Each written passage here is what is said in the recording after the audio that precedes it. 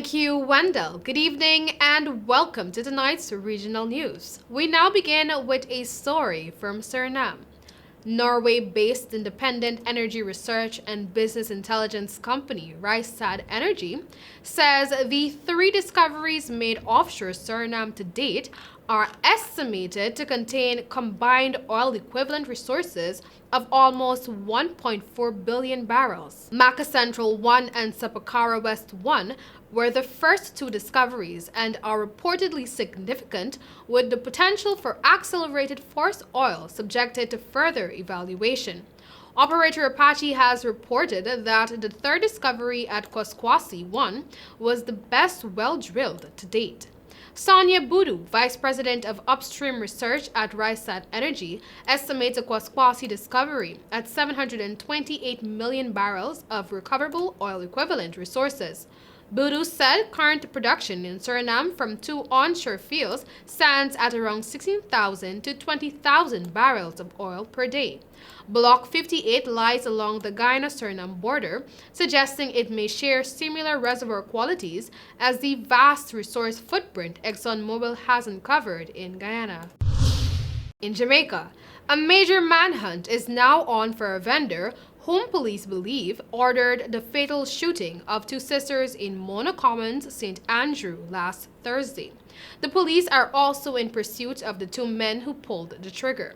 The 2 sisters, 31-year-old Shauna K. Hunter and 23-year-old Renee Martel, were fatally shot meters from their gate in the tight squatter community, in what investigators now believe was a bloody end to a minor dispute. According to sources, days after the September 3 general election, the 2 sisters were sitting outside their gate when a political argument developed with a man who operates a stall in the community. The sources say the argument became increasingly bitter until the man pulled a knife and advanced threateningly towards Martel. At that point, Hunter intervened and the sisters fought him and won in front of his partner, who allegedly insinuated the argument.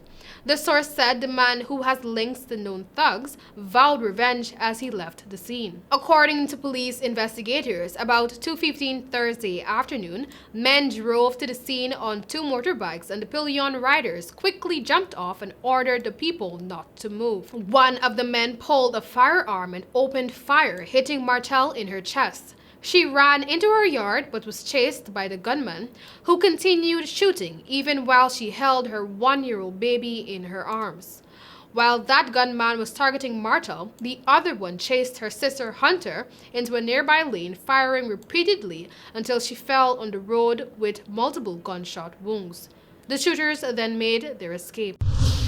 And finally, Andrea Dalzell, the daughter of Guyanese-born parents Trevor and Sharon Dalzell, and the only wheelchair-bound frontline registered nurse, was recently awarded a $1 million gift from Good Morning America. The young lady was in awe at the kind gesture during a recent episode of Tell TJ's segment, which asks viewers to highlight someone whose incredible story, kindness, or generosity deserves the spotlight.